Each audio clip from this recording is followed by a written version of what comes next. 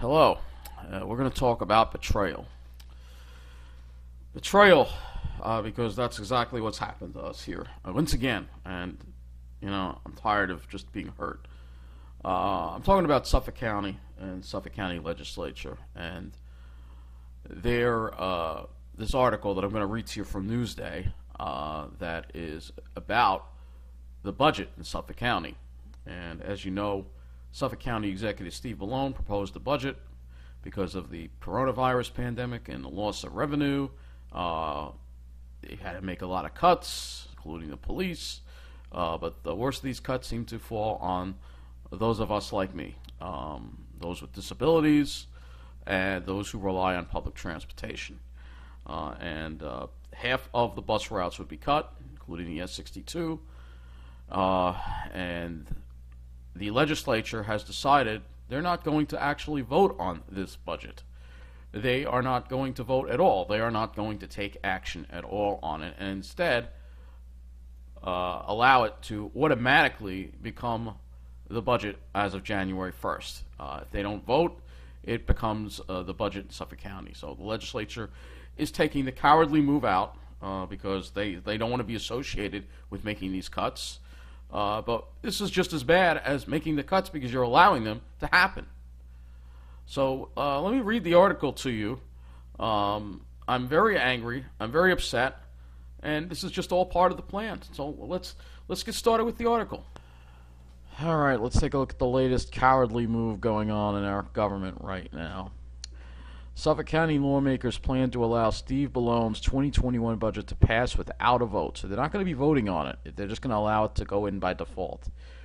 The Suffolk County Legislature is expected to allow County Executive Steve Bellone's $3.2 billion budget for 2021 to pass without a vote Monday, in a highly unusual move aimed at shielding lawmakers for having to vote for deep service and staffing cuts, legislators' leaders said.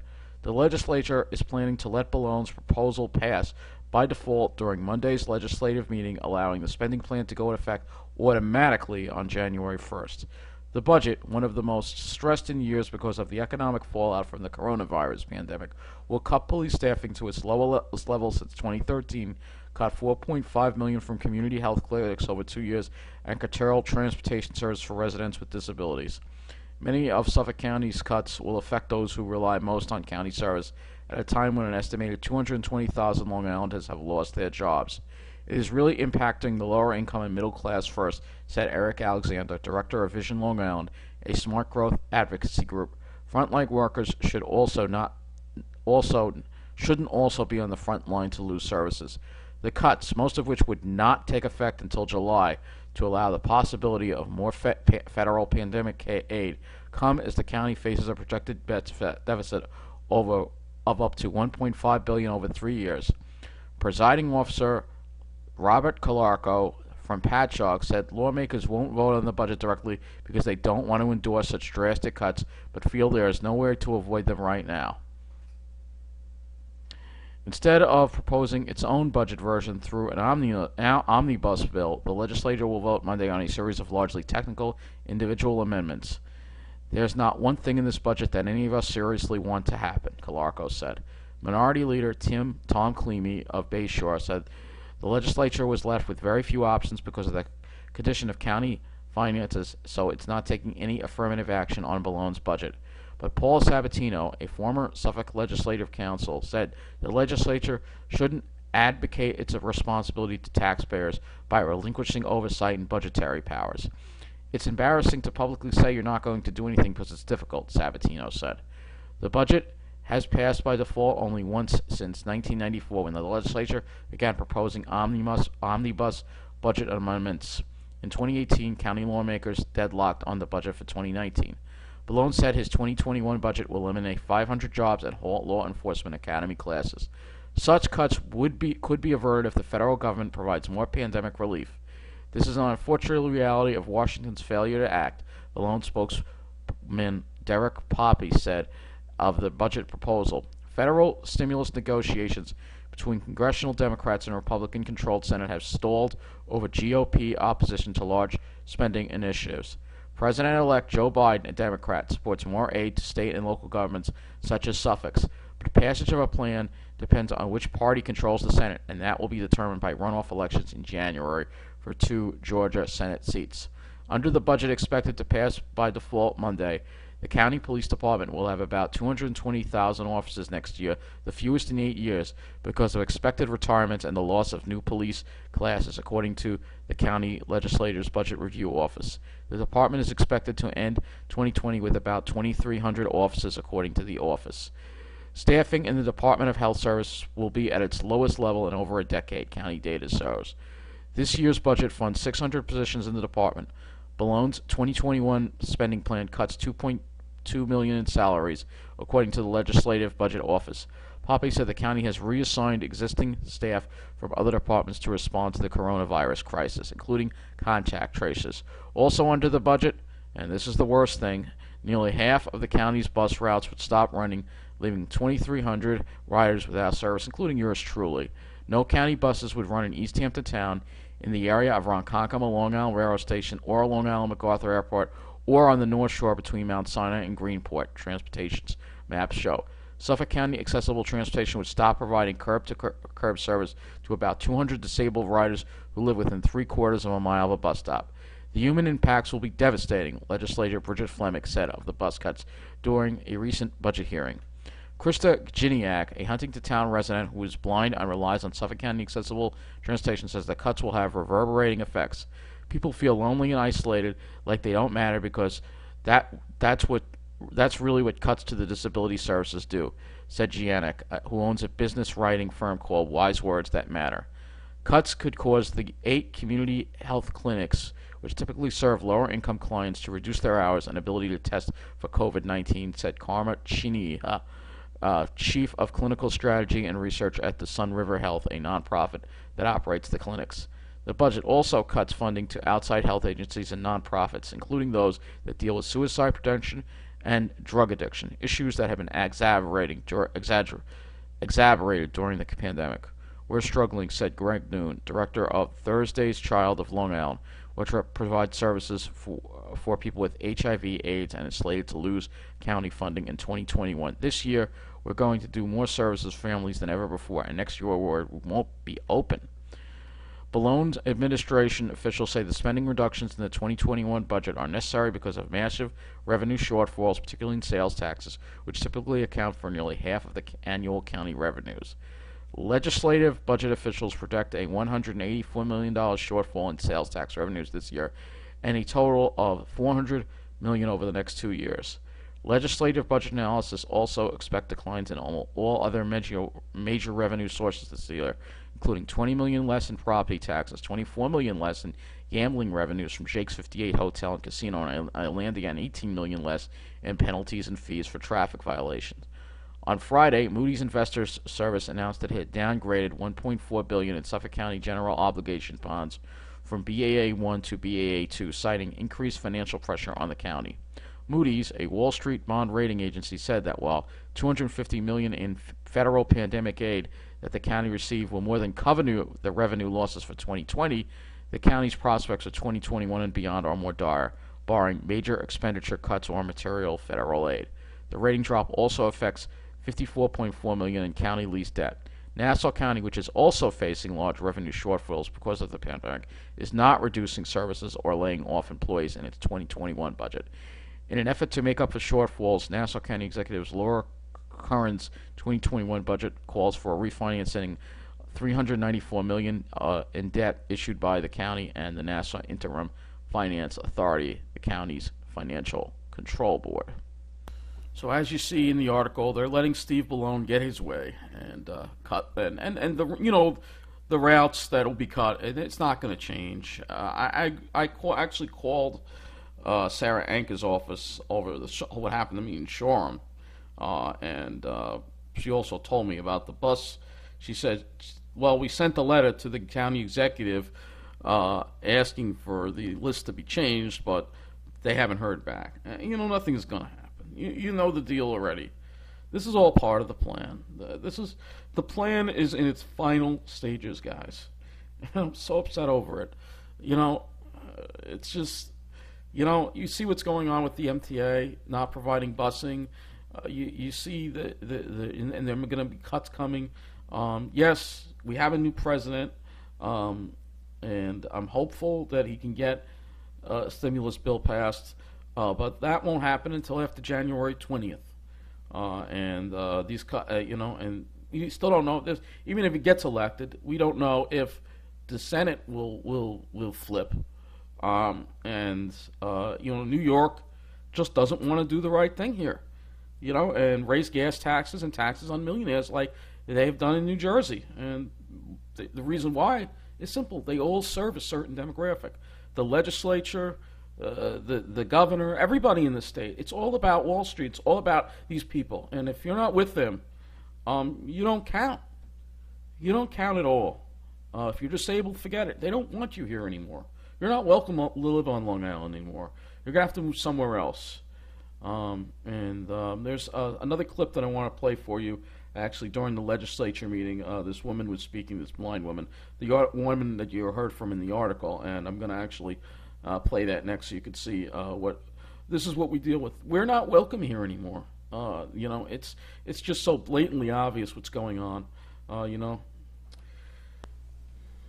There's Krista Janik. Hello, can you hear me? We can, yes. You can. You have 3 minutes. You can start whenever you're ready. Okay, excellent. So I'm here because I use the paratransit system primarily. I would love to use the bus routes more frequently. No. They don't always. Can you hear me? I heard some talking. I just. Oh, I'm sorry. Go ahead, Krista. I'm sorry. Okay, so think for a minute. Have you ever felt like you've called in one too many favors with someone? Have you ever noticed that when you call in favors, your relationships with that person changes, and not always in a positive way either? And let's face it, no one wants to be a burden to the people they like, they care about, the people who care for them. Instead, we want to prove ourselves in society. Working, playing, socializing, volunteering, these are as important to people with disabilities as they are to anyone else. And guess what? We don't all have people that are just standing by, waiting in the wings, just ready to be called on for a favor. That's not the reality for us. And if you've ever had these experiences yourselves, then you have some sense of what it's like to lack transportation, calling in that one more favor so you can go to the doctor, spend time with a friend, get food, the not so little things that make up all our lives. I commend the legislature for what you've already done to save money, negotiating some more fair union contracts, limiting overtime, things like that. In fact, I'd like to learn more about what's already being done. And here's the thing though, I'm not hearing people think outside the box. When you simply cut essential services like transportation, it makes me really afraid that you might not be considering other options. And options within the system. I've heard over and over, the buses are so expensive. And yet I wonder if facilitated carpools or maybe subsidized cab rides or even coordinated volunteer services might be simultaneously cheaper and more convenient in certain situations. I mean, the buses are necessary, paratransit is necessary, especially with people who are in wheelchairs, need that larger vehicle, but that's not always what's needed. And I wonder what other bloat and inefficiencies that I don't even know about that exist that maybe you're not considering and you're just cutting the buses. Maybe. I don't really know. I don't have all the answers. I don't even know if these options would work. What I do know is that people with disabilities think outside the box every day, and yet many decisions about us are made without us. I remember when Suffolk bought some equipment in buses, and that didn't turn out so well for people with disabilities. There were issues with those purchases, but no one had thought of them. I've seen lots of accessible websites as a blind person that show me that people don't often consult blind people when making tech upgrades. So, wonder why a relatively low percentage of Suffolk's population uses public buses? Ask. We'll tell you when the bus routes work for us, when they don't work for us, why not. Instead of blanket cuts, I would love to see real dialogue. And I thought I heard some of that with Senator Kennedy and the gentleman who was speaking, Mr. Pollack. So, Ms. Jonik, your time is up, but yep, show me that Legislator you're also considering the hidden costs Yep, as yep. well. Legislator Fleming has a question for you, so hold on, don't Okay. go anywhere. Thank you. Thank you so much, Ms. Janik, for coming in and, like Mr. Pollock, giving a human face to the impacts of these proposed cuts.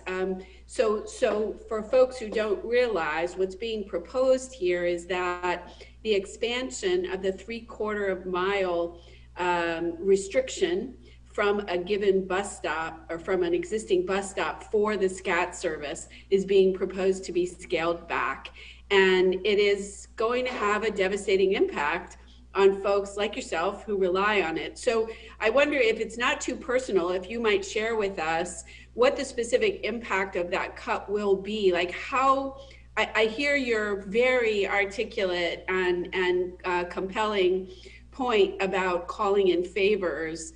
I think it hits us all pretty clearly what that means.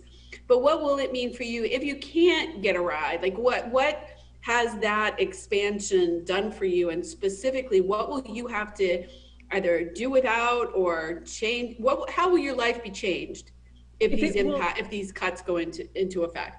If I'm not along a public bus route and allowed to take paratransit services, I won't be able to network with the business community.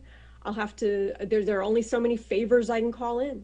I'm going to have trouble getting to appointments. I'm going to have trouble getting to social engagements or paying attention to, well, which friend can I hang out with that also has a car? I mean, that's what it means in real life. It means spending more money because maybe I can't get to somewhere that's cheaper, so I have to spend more money and go to a store that's more expensive. It means those sorts of things that, and it means ultimately when you can't go places, it means mental health issues, isolation, loneliness, and in the broader disability community, those are hidden costs. What happens when the productivity of caregivers suffer? What happens when mental health deteriorates? What happens when preventable healthcare issues have to be cared for in an emergency room because people couldn't get to a preventative care center? What happens when expensive, poorly run nursing homes seem like the only option once you remove that community support? And, frankly, what happens when people die? So somebody tell me, is our legislature facing these challenges head on?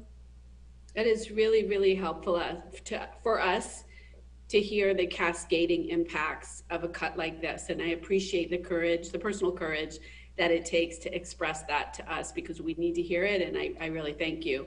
With regard to your points about thinking outside the box, you should be aware that the legislature's transportation working group has funded a study that will include a pilot for microtransit in an area on the East End that lost its bus service a couple of years ago. And so we are hoping that we'll be able to find more cost-effective solutions to transportation options. There's a transportation working group, and I hope that my staff will be able to contact you to invite you to give your input, because your input has been very impactful here. I would note also that Mayor Ralph Scordino, who was the village mayor of Babylon, we just lost him, was a very effective member of the transportation working group and was helping us to think outside the box. So there are efforts being made. I would love to have your input, and I'm sure the working group would as well.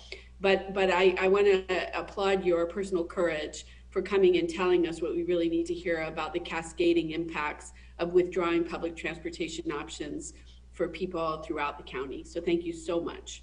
Thanks for sharing what you've been doing. Sure. Thank you, Legislator Fleming. Anybody else have a question for Ms. Janik? Seeing none, thank you very much for coming this afternoon. We appreciate your time. So a great speech by that woman there, Krista. And that was actually after my colleague Andy's Randomness also spoke as well. But he covered that on his channel. And again, I appreciate Andy and everybody else who's tried to. But we and Krista, we're all, they don't care about us. It's fake. It's all fake because they are not stopping the cuts. And even if Washington comes through, and I'm hopeful they will eventually. just the action. It just shows that we're not welcome here on Long Island anymore. This is a place for a certain demographic. They're going to get the best in their enclaves.